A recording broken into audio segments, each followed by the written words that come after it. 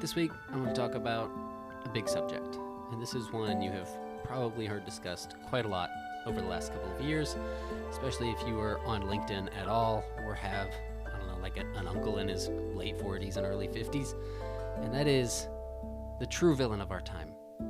All the lazy people that just don't want to work anymore. I mean, come on, people, just go to work. It's not that big a deal. We all have to do it. Welcome back to Grinding to a Halt. I'm Zach Van Nuss.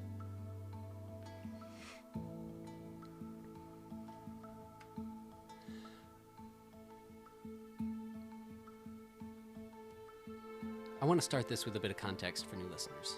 Yes, I see you. Thank you for coming.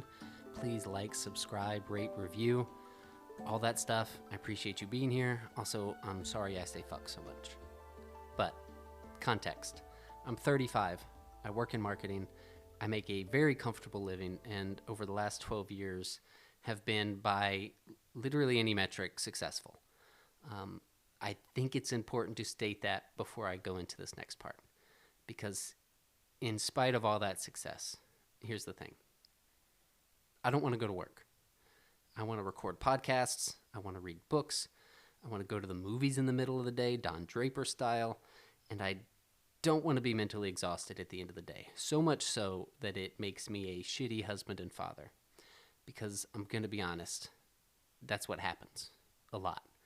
I work all day and I am so mentally spent that I have to disconnect because I'm incapable of having conversations or emotionally being there sometimes. And it is difficult to reconcile that, and it sucks, but it is a reality of the type of work that I do. I struggle to disconnect from my work. I struggle to find motivation to pursue creative projects like this, like other podcasts I'm working on, like, books that I've said I would want to write. It's difficult to find the mental capacity, the emotional availability, and just the time to make those things happen.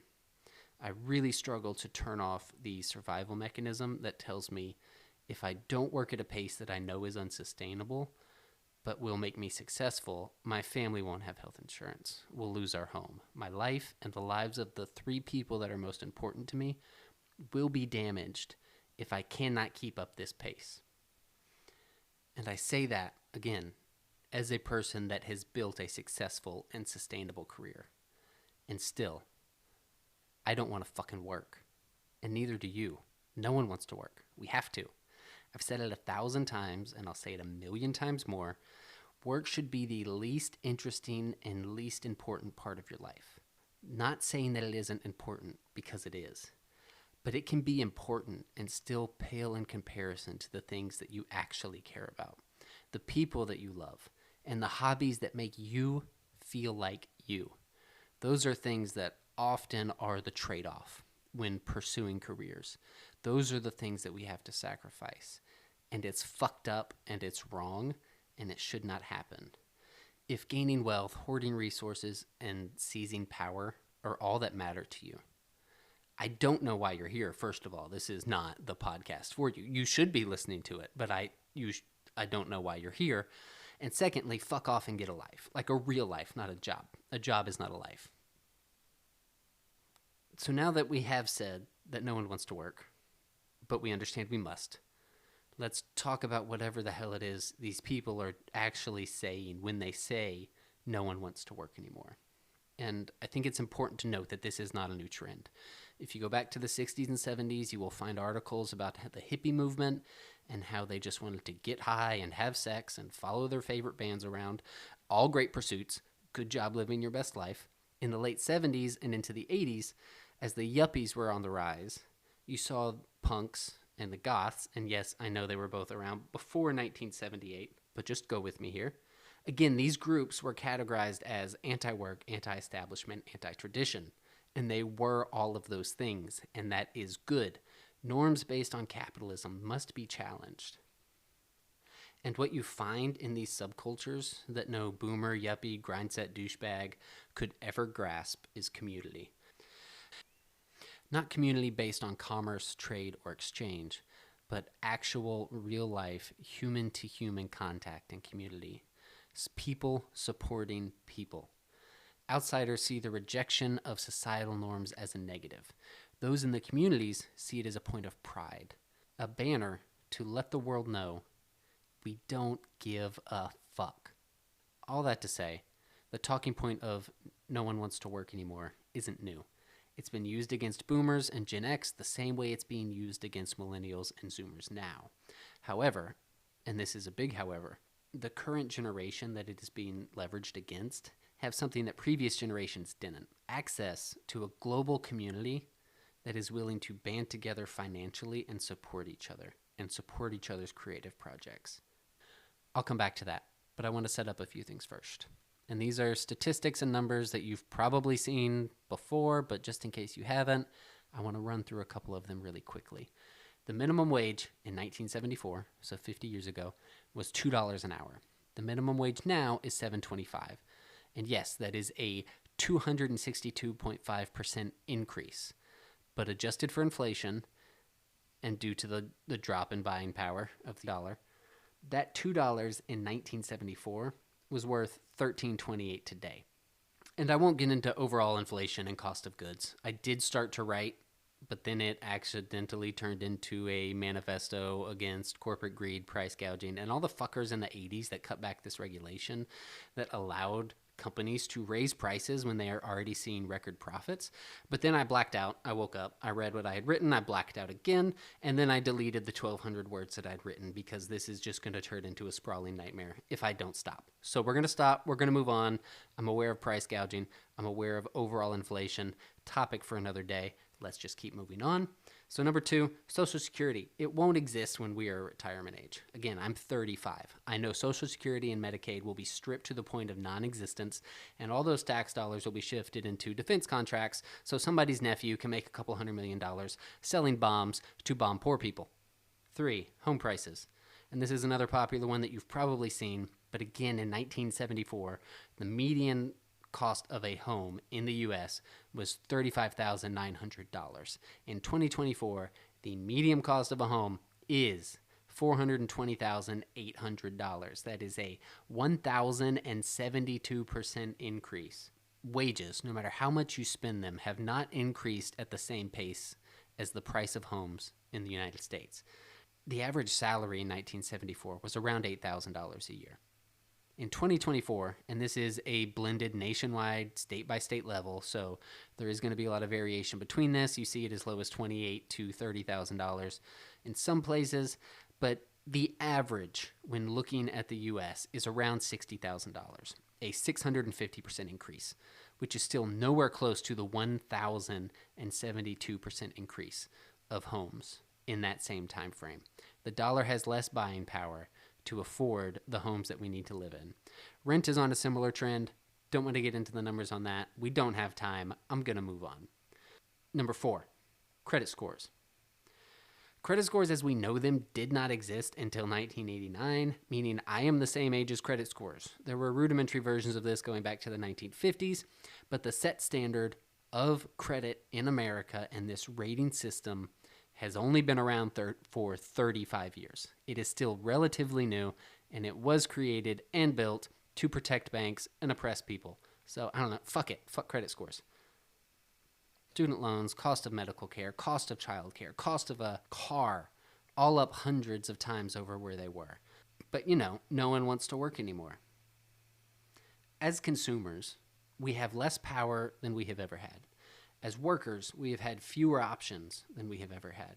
Companies like Facebook, Microsoft, Google can see record profits and then lay off 10,000 people and pay bonuses to their board and their CEO, all worth multiple millions of dollars, tens of millions of dollars. But no one wants to work anymore. Growing up, we were sold capitalism Santa. Be good, follow the rules, listen to your parents, managers, work hard, and gifts will come. It's that easy. The American dream is within reach. Go to college, get a job, pay your taxes, and the system is built to protect you. You will succeed if you work the hardest. But like a child, we grew up and we found out Santa wasn't real. Or if he is real, he's actually robbing our house. He came down the chimney and stole all our shit and pissed on our rug. It's not that this generation is lazy. It's that we are learning that this is what end-stage capitalism looks like. and we have no safety net as a society. So are we motivated to go make you a latte? Fuck no. We are not delusional as a generation. We are demanding more. Private equity destroys companies and then blames it on bad workers. CEOs that have never done anything but get an MBA, work in middle management for a couple years, and then backstab their way to get to the top are making decisions that have an impact that they cannot understand because they have never done the work that they are now, and I say this in the most sarcastic quotes possible, leading people to do. These people are not leaders. They've never done any actual real work. They were good in school and they're good at capitalism, but that does not make them a good worker, and they don't actually have to know anything or care about anything. They're actually sociopaths, and these people are not to be trusted. We have no fair chance. We have no safety net, and we work more hours for money that has less value. And for all of those who are working retail, who are working in food service, and working for companies where private equity has come in and just cut cost everywhere they can, which always means staff and hours first, they are now having to deal with people coming in and complaining that no one showed up and that people are lazy and that the store is a mess. But it has nothing to do with the people that showed up. It doesn't even have anything to do with the people who didn't show up. It's that these companies are trying to make maximum profit, and it creates a poorer shopping experience for the end user. And then when those people complain, they are all too happy to let a Business Insider article come out that blames this generation for being lazy and not wanting to work. Has nothing to do with that. It all comes down to greed, always has, always will. So we see people pivoting, podcast, YouTube, OnlyFans, independently published authors.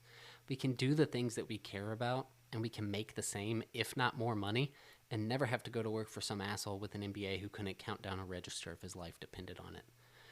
The view from the outside is that pursuing these creative projects is the lazy option. And to that I say, try writing a script, recording a video or audio of yourself reading it, edit that audio or video, and then create short clips for the promotion. Find a way to host it and to distribute it. Book guests. Reach out to other podcasts so you can be a guest, so you can expand your network. Do all that and tell me it's a lazy pursuit. Content creation is exhausting. It takes a lot of work, and for a long time, you get very little return. But you can do something that you actually care about and something that makes you feel like you and less of a piece of shit who's having to deal with all these MBA assholes. And I'm harping on that because Ed Zedtron released an episode of his show, Better Offline. I will link it out, and it is about the Jack Welch approach to running a business and how it is destroying America. Highly recommend it. Please go listen to it. It is currently 10:33 on a Thursday night. My family's asleep. I worked all day. Then I started researching and writing this episode. As I'm reading this is the 1,400 word mark in the script. There was also 1,200 words that I deleted after the blackout. And then I will finish writing this. I will record it. I will edit it. And then I will set it up to start being distributed when this episode comes out in a couple weeks. So for me, this is a quick, easy episode. And I still spent 5 or 6 hours. I have the income where I don't have to worry about this generating revenue. So for me, I am privileged enough that I can do this for fun. There are other people that have to do it because this is how they make ends meet. But if I wasn't able to sustain myself off a salary, I could go the route that many people are now, which is setting up subscriptions, taking donations, and then allow that to sustain them while they build enough of a listener base to start getting ad revenue. And this is the community that I started out talking about. We understand as a group that the system is deeply broken, and at this point is honestly just duct taped together by people who have a vested interest in keeping us from achieving independence within the system. So we're building our own. We are creating things and finding out that there is community here to help support us, and we can help support each other, and we can act independently outside of this broken system. We are working on things we care about because $7.25 an hour is $300 a week. So the next time you think that the lines are too long at Target, apply for a job. The next time you're in the Wendy's drive-thru and it's, too slow for your liking, I'm sure you could turn it around, and I'm sure they're hiring, so just go inside and ask for an application. Or, you could keep complaining that no one wants to work, and you could ignore the real problem. Is the issue that nobody wants to work, or is it that as we get older, we settle? We lower our standards. The standards that we have for ourselves, for our lives, and for the people around us. And in that lowering of self, we grow frustrated. And then we point that frustration at those around us who we view as making the wrong decision or as contributing to the problem. But not participating is not contributing to the problem. Sometimes participating is contributing to the problem.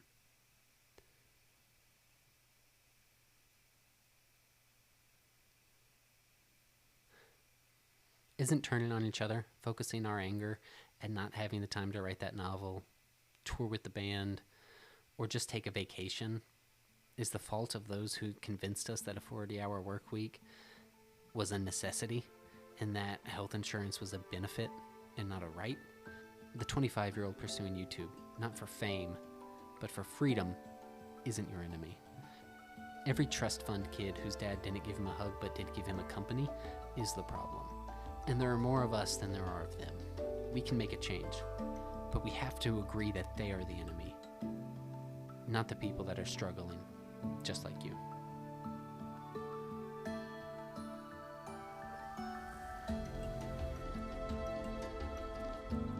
Thanks for listening.